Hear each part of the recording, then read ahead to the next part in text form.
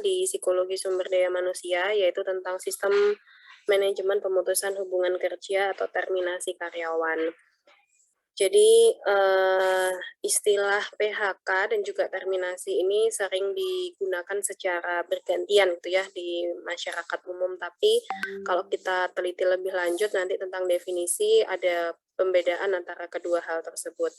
Oh ya, tadi saya sudah mengunggah materi ini di Google Classroom, tapi saya salah add, harusnya new material, tapi yang saya add adalah new assignment. Jadi tidak ada tugas untuk, sistem manajemen PHK ini, tugasnya hanya berkaitan tentang evaluasi 3 yang sudah saya sampaikan kemarin, tentang observasi pelaksanaan K3. Untuk formatnya, teman-teman bebas, yang penting ada foto atau video, lingkungan K3 yang diobservasi, kemudian hasil analisis teman-teman. Dikumpulkannya secara berkelompok, artinya satu kelompok satu orang saja yang mengumpulkan. Sesuai yang kita sepakati minggu lalu, pengumpulan terakhir dilakukan tanggal 10 Juni. Gitu, ya. Itu ya kemarin. Benar Ibu, tanggal 10. Untuk tanggal 3 besok, berarti teman-teman bisa evaluasi 4 ya? Evaluasi 4 yang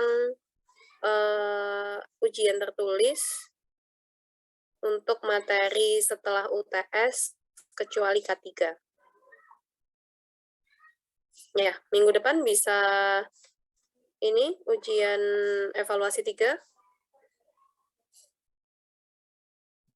Kalau dari saya bisa Ibu. Oke. Karena yang lain tidak bersuara, jadi saya anggap bisa aja. Jam perkuliahannya sama seperti jam biasanya ya, jam 13.30 aja. Kemudian pelaksanaannya sama dengan evaluasi 2 ya. Pelaksanaannya sama dengan evaluasi 2 secara sinkron, jadi kita tetap masuk Zoom, kemudian on cam semua, kemudian dengan menggunakan Google Form, nanti akses Google Form-nya akan saya buka setelah teman-teman semua join di join di Zoom. Gitu. Oke, kita ke materi hari ini tentang manajemen HK. Beberapa subbab materi yang akan kita pelajari adalah batasan istilah, kemudian latar belakang PHK, kemudian faktor-faktor terjadinya PHK, bentuk-bentuk PHK, dan juga kerangka kerja PHK. Sebelumnya kita ke definisi terlebih dahulu. Sistem manajemen adalah suatu kerangka proses dan prosedur yang digunakan atau diimplementasikan untuk memastikan apakah perusahaan atau organisasi dapat memenuhi standar dan menjalankan tugasnya untuk mencapai tujuan organisasi. Ini adalah definisi sistem manajemen dari ISO atau International Standard Organization.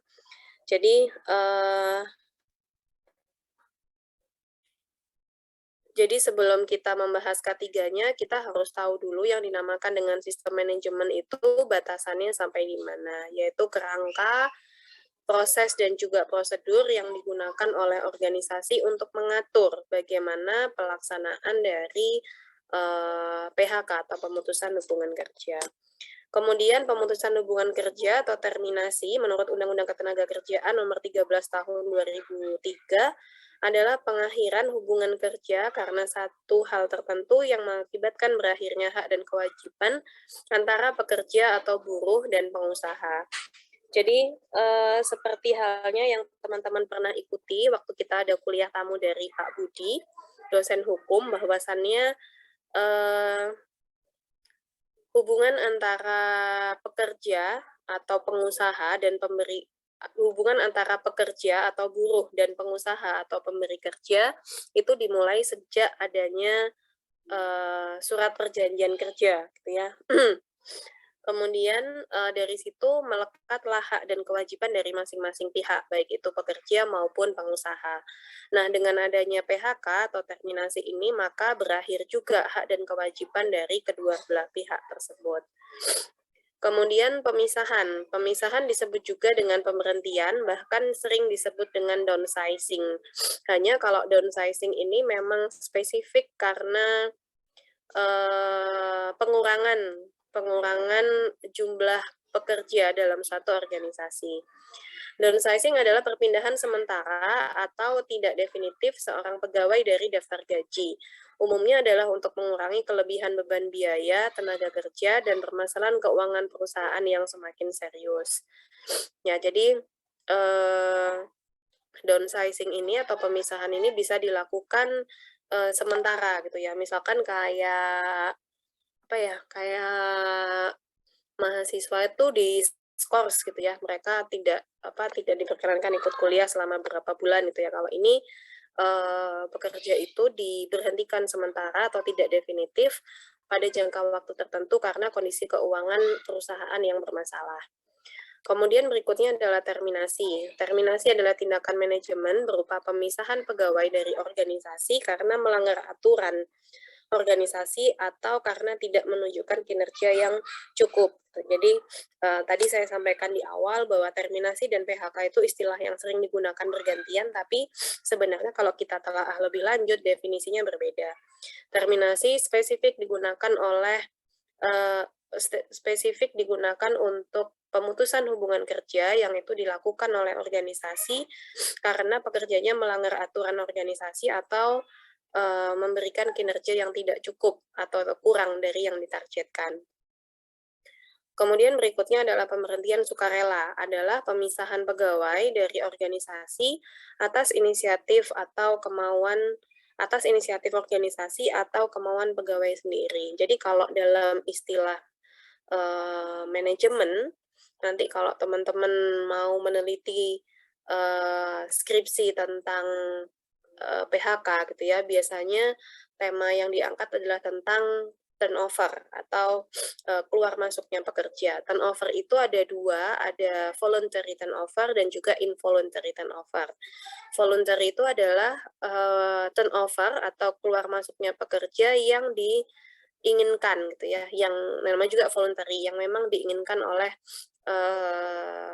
kedua belah pihak gitu. Misalkan pensiun, ya memang orang kalau pensiun pengennya selesai kerjanya gitu. Tapi ada juga yang involuntary gitu ya. Misalkan terjadi PHK, berarti kan sebenarnya pegawai itu tidak ingin berhenti bekerja tapi diberhentikan oleh perusahaan.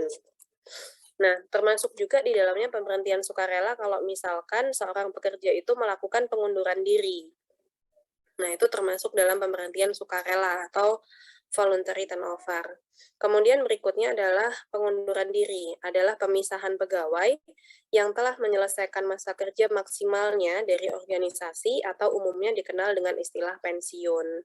Ya, mungkin kita mengenal itu sebagai pensiun, tapi kalau dalam istilah hukumnya adalah pengunduran diri yang dikarenakan memang berakhirnya masa kerja, biasanya di usia 56 atau sekarang diperpanjang menjadi beberapa pekerjaan itu pensiunnya di usia 58 gitu ya. Tapi di pekerjaan-pekerjaan tertentu kayak dosen itu pensiunnya umur 65 gitu. Jadi tiap pekerjaan memiliki batas pensiun yang berbeda-beda.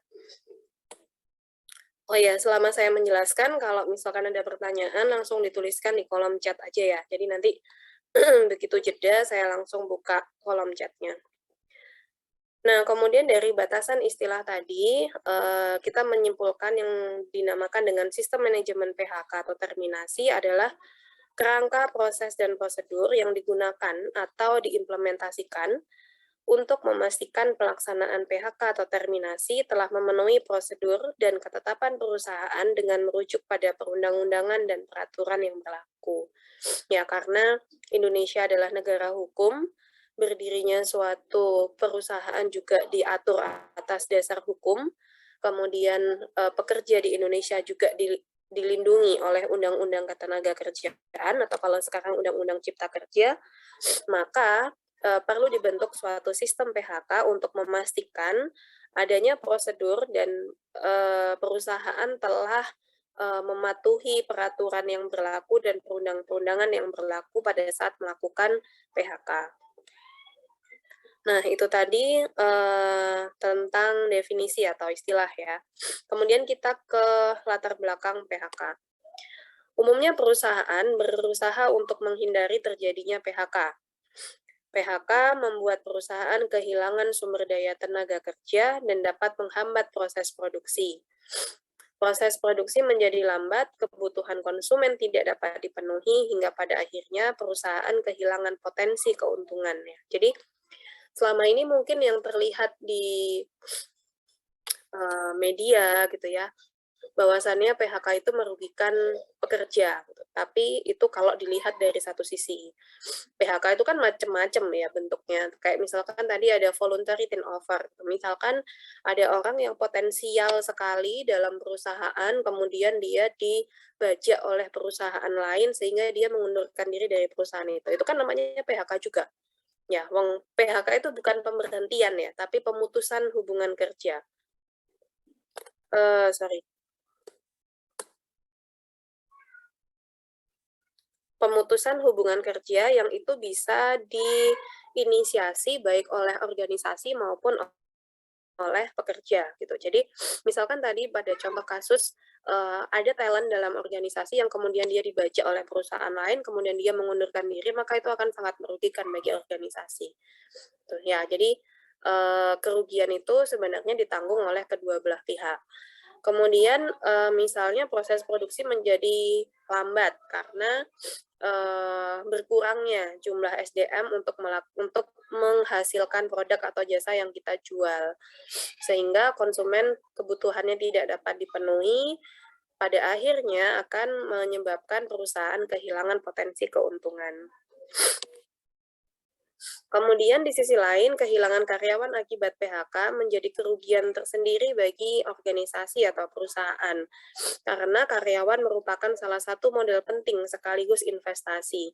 Coba teman-teman bayangkan berapa banyak biaya yang dikeluarkan oleh perusahaan, mulai dari melakukan perekrutan, kemudian melakukan seleksi, kemudian melakukan pembinaan, pelatihan, pengembangan, yang itu semua seharusnya bisa dipetik gitu ya hasilnya oleh perusahaan, tapi kemudian terjadi PHK. Jadi PHK itu selain merugikan bagi karyawan, juga merugikan bagi organisasi. PHK diharapkan tidak akan merugikan kedua belah pihak, baik pengusaha ataupun karyawan. Jika terdapat indikasi ada potensi untuk merugikan salah satu pihak, maka PHK harus merujuk pada keputusan rapat tripartit antara serikat buruh atau karyawan, pengusaha, dan mediator yang ditunjuk sesuai dengan Undang-Undang Ketenagakerjaan. Ya, jadi, kalaupun misalkan mau terjadi PHK massal gitu ya, seperti yang banyak ditampilkan di media yang itu menimbulkan gejolak di karyawan, sebenarnya itu tidak serta-merta terjadi begitu saja. Undang-Undang Ketenagakerjaan mengatur bahwa harus ada mekanisme perundingan antara serikat pekerja dengan perusahaan sebelum dilakukannya PHK massal gitu ya. Misalkan suatu organisasi sudah pilot, kemudian mau melakukan PHK untuk pekerjanya, maka harus melalui proses perundingan terlebih dahulu. Dan seperti yang kita pelajari di minggu lalu di hubungan industrial, kalau terjadi deadlock gitu ya, tidak ada titik temu antara organisasi dan juga karyawan dalam melakukan perundingan itu, maka kita harus menunjuk tripartit atau pihak ketiga yang akan menjadi mediator. Biasanya yang ditunjuk adalah Dinas Ketenagakerjaan misalkan. Jadi untuk menengahi mediasi antara perusahaan dengan karyawan. PHK dapat dilihat sebagai sesuatu yang negatif dan juga positif. PHK yang negatif terjadi jika dalam prosesnya merugikan salah satu pihak, baik karyawan maupun pengusaha. Sementara PHK yang positif berupa pensiun. Ya, misalkan memang karena kondisi kesehatannya sudah tidak memungkinkan untuk dia terus bekerja, kemudian kondisi fisik yang terus menurun gitu ya, maka PHK yang seperti itu juga akan bernilai positif untuk kedua belah pihak. Untuk individu dia bisa beristirahat, untuk organisasi, dia bisa meregenerasi pekerja dengan yang lebih baru gitu ya. Sehingga dengan diharapkan produktivitasnya juga bisa menggantikan karyawan yang pensiun tadi. Kemudian berikutnya adalah pensiun adalah kondisi di mana seorang tidak lagi bekerja karena berakhirnya masa tugas. Ya kalau pensiun ini memang eh, apa namanya karena berakhirnya kontrak kerja, perjanjian kerja yang sudah ditentukan di awal gitu ya. Kayak misalkan ASN itu pensiunnya umur sekian sampai sekian gitu. Jadi biasanya itu tercantum di perjanjian kerja. Kemudian faktor-faktor terjadinya PHK. Undang-Undang Ketenagakerjaan Nomor 13 Tahun 2003 menyebutkan faktor-faktor yang dapat menyebabkan terjadinya PHK. Yang pertama adalah mengundurkan diri atas kemauan karyawan sendiri, kemudian mengundurkan diri atas kemauan sendiri secara tertulis karena berakhirnya kontrak kerja, kemudian mengundurkan diri karena umur sudah mencapai usia pensiun, kemudian karyawan melakukan kesalahan di perusahaan, dan yang terakhir adalah perusahaan mengalami bangkrut. Kita ke pertama dulu, yaitu karyawan mengundurkan diri atas kemauannya sendiri. Dalam hal ini, apabila karyawan mengundurkan diri atas kemauan mereka sendiri, karyawan tidak boleh menuntut uang pesangon karena sudah sesuai dengan ketentuan dari Undang-Undang Pasal 156 Ayat 2. Oh ya, untuk materi tentang hak dan kewajiban selama PHK ini, kami masih merujuk pada Undang-Undang Ketenagakerjaan Nomor 13 tahun 2003 ya. Jadi memang belum update ke Undang-Undang Cipta Kerja gitu. Nanti mungkin teman-teman juga bisa meng-cross check ke bagaimana peraturan undang-undang yang terbaru, karena seperti yang beberapa mungkin sudah disampaikan Pak Budi ya kemarin waktu kuliah tamu, dan kalau kami baca draftnya sendiri itu kan Undang-Undang Cipta Kerja itu ribuan ya halamannya. Jadi untuk melacak masing-masing kebijakannya terkait dengan PHK ini memang belum dilakukan tuh ya. Kalau Undang-Undang Nomor 13 2003 itu kan memang sudah satu bandel buku gitu. Kalau ini memang masih draft terakhir yang kami terima, yang Undang-Undang Cipta Kerja. Nah, dari pasal 156 ayat 2 ini, yaitu pihak yang bersangkutan tidak berhak mendapatkan uang pesangon kerja yang kemudian disesuaikan dengan pasal 156 ayat 3. Karyawan masih bisa mendapatkan uang penghargaan kerja satu kali yang tertuang pada pasal 156 ayat 4. Apabila karyawan mengundurkan diri mendadak tanpa mengikuti prosedur, karyawan hanya mendapatkan uang penggantian hak. Ya. Uang penggantian hak itu seperti apa? Nanti bisa langsung teman-teman merujuk pada undang-undangnya ya. Jadi tidak semuanya sama aja kayak orang putus gitu ya. Orang putus itu nggak semuanya baik-baik gitu ya. Ada juga yang putusnya nggak baik-baik.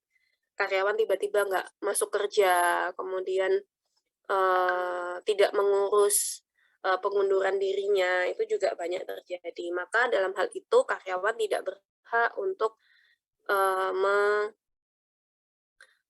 tidak berhak untuk menuntut uang pesangon dari perusahaan. Kemudian jika karyawan mengundurkan diri sesuai dengan prosedur, karyawan bisa mendapatkan uang pesangon yang jumlahnya lebih besar daripada uang penggantian hak. Jadi perusahaan seharusnya juga memiliki mekanisme pengunduran diri apabila karyawan ingin mengundurkan diri secara voluntary. Kemudian mengundurkan diri atas kemauan sendiri secara tertulis karena berakhirnya kontrak kerja. Karyawan kontrak mengundurkan diri dengan menyerahkan surat tertulis jika masa kerjanya berakhir. Nah, ini khusus untuk PKWT, perjanjian kerja waktu tertentu. Ya, karyawan yang memang ada masanya waktu bekerjanya atau kontrak, biasanya mereka membuat surat pengunduran diri apabila masa kerja mereka berakhir. Nah, ini juga nanti bergantung dari kebijakan perusahaan, apakah akan melanjutkan perjanjian kerja tersebut atau tidak. Biasanya disertai dengan pertimbangan kinerja karyawan tersebut selama bekerja di sana. Kemudian karyawan tetap mendapatkan pesangon yang sudah tertuang pada pasal 154 ayat 2.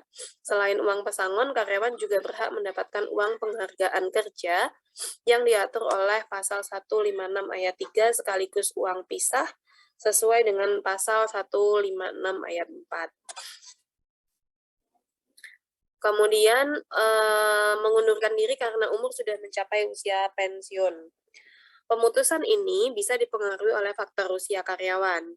Karena semakin tua umur karyawan, maka semakin berkurang kinerjanya, sehingga harus dilakukan pensiun. Apabila karyawan mengundurkan diri karena mencapai usia pensiun, karyawan tersebut berhak memperoleh pesangon yang sesuai dengan pasal 154 ayat 2. Uang penghargaan yang sesuai dengan pasal 156 ayat 3, dan uang pisah yang sesuai dengan pasal 156 ayat 4. Ya, nanti lebih detailnya teman-teman bisa langsung cek ke Undang-Undang Ketenagakerjaan ya. Kemudian berikutnya adalah karyawan melakukan kesalahan di perusahaan. Ada banyak kesalahan berat yang dilakukan karyawan, misalkan mereka melakukan pencurian barang, sabotase, penggelapan, kemudian mengancam sesama karyawan, melakukan perbuatan judi di lingkungan kerja, mengkonsumsi minuman keras, membocorkan rahasia perusahaan ke pesaing, dan memberikan keterangan palsu yang bisa merugikan perusahaan. Nah, dalam hal ini berarti perlu dilakukan terminasi kepada karyawan yang bersangkutan.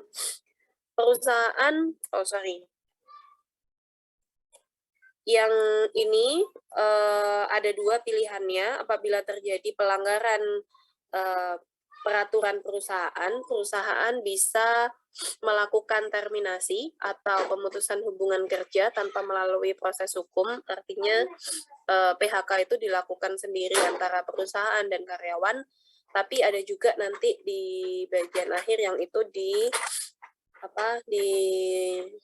dilakukan dengan mediasi hukum ya. Kemudian yang berikutnya, faktor yang menyebabkan PHK adalah perusahaan mengalami bangkrut. Perusahaan bangkrut terpaksa harus ditutup karena mengalami kerugian besar selama 2 tahun berurut-urut sehingga tidak dapat memberikan gaji kepada karyawan. Apabila bangkrut, perusahaan dapat memutuskan hubungan kerja dengan karyawan. Pengajuan pemutusan kerja dilandasi dengan syarat perusahaan dapat memberikan bukti bahwa terjadi kerugian selama 2 tahun. Ya, jadi seperti yang saya sampaikan tadi, PHK itu tidak serta-merta terjadi, tapi harus ada proses diskusi antara pekerja yang dalam hal ini diwakili oleh serikat pekerja dan juga oleh perusahaan. Nah, dalam forum diskusi tersebut, perusahaan juga harus memaparkan kondisi keuangannya, bahwa memang terjadi kebangkrutan gitu ya, atau pailit dalam kondisi keuangan mereka, sehingga mereka sudah tidak mampu lagi membiayai karyawan. Jadi perusahaan pun tidak bisa semena-mena dalam memberhentikan karyawan. Setelah pembuktian, perusahaan bisa memulai PHK dan wajib memberikan uang pesangon 1 kali beserta uang pengganti hak karyawan.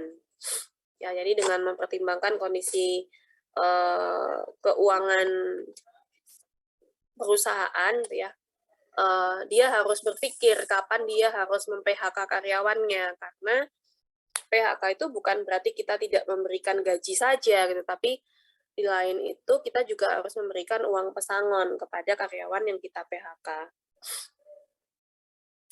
Nah, berikutnya adalah bentuk-bentuk PHK dan teori hukum dalam teori hukum perburuan. Ada 4. Yang pertama adalah pemutusan hubungan kerja demi hukum, kemudian pemutusan hubungan kerja oleh buruh atau pekerja, pemutusan hubungan kerja oleh pelaku usaha, dan pemutusan hubungan kerja oleh pengadilan. Kita ke yang pertama terlebih dahulu, pemutusan hubungan kerja yang dilakukan oleh pemutusan hubungan kerja demi hukum adalah pemutusan hubungan kerja yang dilakukan oleh pelaku usaha karena berakhirnya jangka waktu perjanjian atau kontrak kerja yang dibuat antara pelaku usaha dengan pekerja. Jadi, ini untuk tadi PKWT atau perjanjian waktu kerja tertentu atau kontrak, yang kemudian kontrak kerjanya habis, maka demi hukum hubungan kerja tersebut harus dihentikan atau terjadi pemutusan hubungan kerja. Ya, makanya hubungan kerjanya akan berakhir demi hukum atau batal karena hukum. Kemudian berikutnya adalah pemutusan hubungan kerja oleh buruh atau pekerja, yaitu pemutusan hubungan kerja sukarela atau yang diprakarsai oleh karyawan itu sendiri atau voluntary turnover yang sudah saya jelaskan tadi. Pekerja atau buruh berhak untuk meminta diputuskan hubungan kerja dengan pihak pelaku usaha. Pada prinsipnya, pekerja tidak boleh dipaksa untuk terus-menerus bekerja apabila dirinya sendiri tidak menghendakinya. Jadi, perusahaan tidak boleh memaksa pekerja untuk tetap bekerja apabila dia sudah tidak menginginkan pekerjaan itu lagi. Ya, tapi ini pun juga tidak serta-merta ya, ada peraturan biasanya perusahaan itu punya masa penalti, misalkan pekerja harus membayar sekian kalau misalkan dia mengundurkan diri dalam kurun waktu kurang dari sekian tahun, misalkan seperti itu. Kemudian pemutusan hubungan kerja oleh pelaku usaha. Pemutusan hubungan kerja terhadap pekerja atau buruh dengan alasan pekerja atau buruh telah melakukan kesalahan yang berat ya. Tadi misalkan melakukan penipuan, pencurian, kemudian merugikan perusahaan, melakukan pengerusakan terhadap barang-barang perusahaan, intinya adalah melanggar peraturan perusahaan. Kemudian yang terakhir adalah pemutusan hubungan kerja oleh pengadilan. Pemutusan hubungan kerja oleh pengadilan artinya pelaku usaha dapat memutuskan hubungan kerja terhadap pekerja atau buruh melalui pengadilan negeri dengan alasan pekerja atau buruh telah melakukan kesalahan berat karena melanggar hukum yang berlaku. Ya, tadi kalau misalkan karyawan mencuri, karyawan melakukan sabotase, karyawan melakukan misalkan pembakaran gudang gitu ya, itu bisa diberhentikan langsung oleh perusahaan atau bisa juga diberhentikan melalui pengadilan. Ya, jadi prosesnya perusahaan melaporkan si pekerja ini kepada pengadilan, kemudian nanti akan diproses secara hukum pidana, kemudian akan diputuskan juga pemberhentian kerjanya di sana. Pelaku usaha melayangkan ke pengadilan negeri, bukan ke pengadilan hubungan industrial. Ya, ini untuk pemutusan hubungan kerja oleh pengadilan.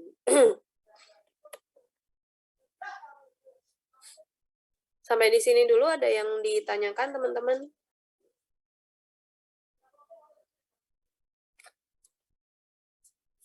Suara saya masih terdengar nggak? Masih terdengar, Ibu.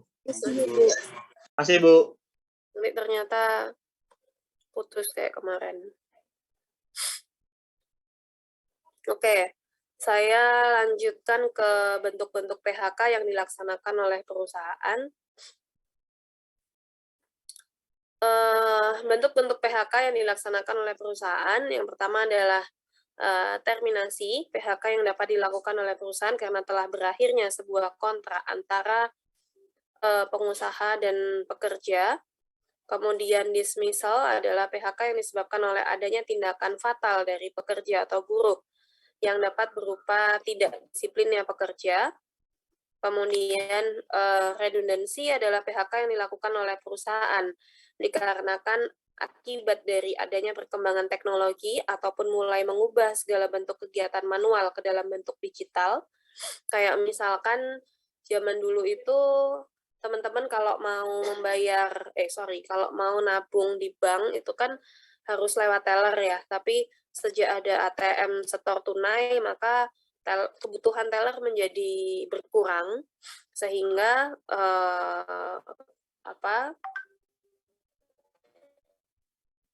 sehingga pekerjaan itu tidak lagi dibutuhkan gitu ya. Atau mungkin juga ini loket pembayaran tol. Kalau dulu kan kita membayarnya secara manual, tapi kalau sekarang kan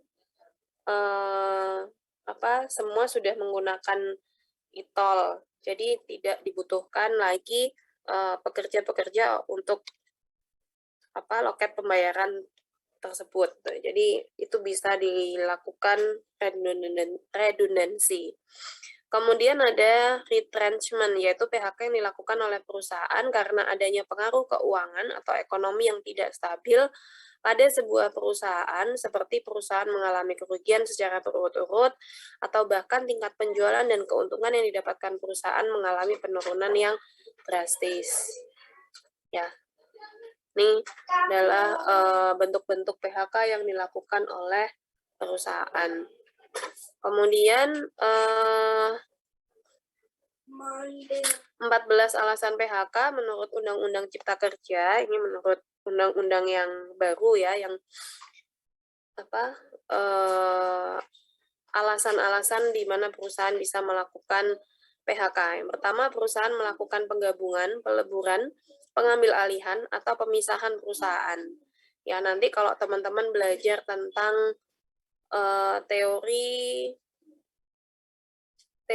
organisasi atau teori pengembangan organisasi, di sana ada yang namanya merger, di sana ada yang namanya akuisisi. Nah, biasanya penggabung atau kayak sekarang kan bank syariah Mandiri, Bank Mandiri Syariah, Bank BRI Syariah, Bank BNI Syariah, itu kan menjadi holding ya, menjadi Bank Syariah Indonesia. Nah, otomatis kan ada peleburan dari karyawan-karyawannya sehingga memunculkan peluang adanya pengurangan pegawai atau pemutusan hubungan kerja. Nah, misalkan itu salah satu alasan dilakukannya PHK. Kemudian perusahaan melakukan efisiensi.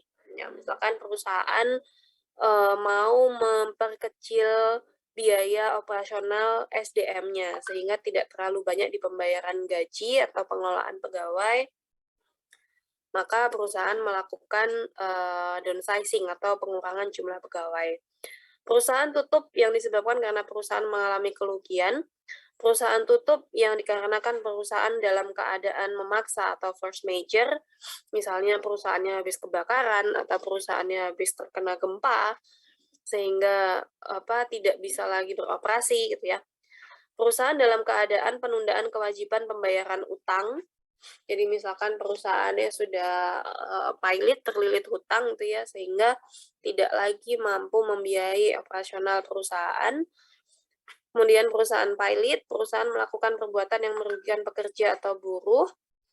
Kemudian kalau dari sisi pekerja, PHK itu bisa terjadi karena buruh mengundurkan diri atas kemauan sendiri, buruh itu mangkir, atau tadi misalkan tiba-tiba tidak bekerja gitu ya. Kemudian pekerja atau buruh melakukan pelanggaran ketentuan yang diatur dalam perjanjian kerja, peraturan perusahaan, atau perjanjian kerja bersama.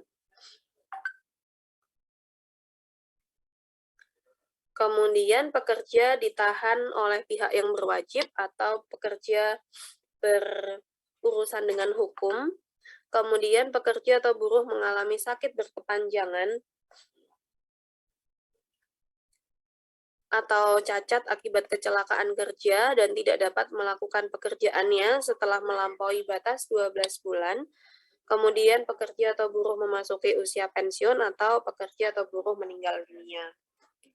Nah, bagaimana prosedur dalam melakukan PHK? Yang pertama adalah menyiapkan data dukung yang lengkap. Jadi misalkan katakanlah kalau perusahaan itu melakukan downsizing atau pengurangan pegawai, kita harus menganalisa, kita tuh maksudnya HRD ya, kita harus menganalisa dari sekian jumlah karyawan sekarang, berapa yang harus kita eliminir, berapa yang harus kita PHK. Kemudian bagian-bagian mana saja yang bisa kita PHK, yaitu bagian-bagian yang tidak berpengaruh langsung terhadap proses bisnis organisasi. Kemudian setelah bagiannya, orangnya, siapa aja yang akan kita PHK, apa yang menjadi dasar penentuan PHK, kenapa si A di PHK, si B enggak, kita harus punya data itu. Karena kalau enggak, kita bisa digugat oleh karyawan gitu. Misalkan bisa dengan penilaian kinerja, misalkan bisa dengan rekam kedisiplinan karyawan selama ini, gitu ya. Makanya sinkronisasi antar satu proses SDM dengan proses yang lain itu sangat penting. Kemudian yang kedua adalah pemberitahuan kepada karyawan yang bersangkutan. Jadi sebelum melakukan PHK, kita juga harus memberikan informasi gitu ya kepada karyawan. Kemudian di situ ada musyawarah karena tidak boleh dilakukan dengan semena-mena juga PHK-nya. Kemudian bantuan pihak ketiga seperti dari Dinas Ketenagakerjaan. Kalau misalkan dalam musyawarah itu tidak ditemukan titik temu, maka kita bisa memanggil pihak ketiga yang menjadi mediator. Kemudian kalaupun masih tidak bisa dimediasi oleh pihak ketiga, maka bisa melakukan mediasi melalui hukum. Kemudian yang terakhir adalah persiapan uang kompensasi yang akan kita berikan pada karyawan yang kita kenai PHK. Nah, ini misalkan deskripsi salah satu tugas administrasi dari SDM adalah melakukan PHK. Ya, misalkan nama unitnya adalah SDM, judul unitnya adalah melaksanakan proses pemutusan hubungan kerja. Ini biasanya satu unit spesifik dalam SDM gitu ya, dalam Departemen SDM. Deskripsi unitnya, unit kompetensi ini berhubungan dengan pengetahuan, keterampilan, dan sikap kerja yang dibutuhkan dalam melaksanakan proses PHK sesuai dengan ketentuan undang-undang yang berlaku. Nah, kompetensi yang harus dimiliki adalah menentukan keputusan PHK, kemudian melaksanakan proses pemutusan hubungan kerja. Kalau teman-teman ada yang pengen jadi HRD, salah satunya adalah ini ya, sama dengan hubungan industrial kemarin, ini merupakan bagian dari HRD yang syarat akan konflik. Ya, banyak konflik biasanya dalam melakukannya. Dokumen yang diperlukan adalah formulir tindakan disiplin, formulir penetapan keputusan PHK, kemudian formulir perjanjian kerja bersama yang mengikat di awal masa kerja karyawan, dan dokumen terkait lainnya. Oke, itu saja teman-teman materi tentang PHK atau pemutusan hubungan kerja. Ada yang ditanyakan?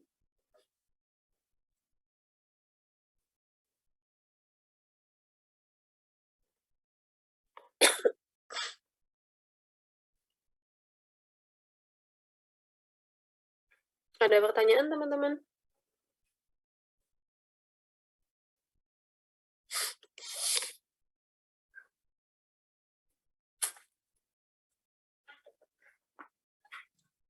Permisi, Ibu. Saya izin bertanya, tapi ini bertanya bukan mengenai PHK ini, Bu. Untuk tugasnya sendiri itu formatnya seperti apa ya, Bu? Untuk tugas K3? Ya, yang K3. Untuk format khususnya nggak ada. Nanti teman-teman silakan mengunggah foto atau video lingkungan yang akan dianalisis. Kemudian teman-teman menganalisa bagaimana penerapan K3 di tempat tersebut. Apakah sudah sesuai ataukah belum? Kalau sudah yang sesuai apanya, yang belum apanya. Oh, baik, Bu. Terima kasih. Oke, nggak ada format khusus ya. Yang penting ada foto atau video lapangan atau kondisi kerja yang akan teman-teman analisis, kemudian bentuk analisisnya seperti apa, apakah sudah memenuhi atau belum, kalau sudah kenapa, kalau belum kenapa. Dan di halaman cover tolong dituliskan nama kelompok, nomor NIM, dan juga nomor urut absennya. Ya, jadi untuk memudahkan saya dalam menginput, jadi biar nggak cari nama satu-satu, tolong dituliskan nomor urut absennya di halaman cover.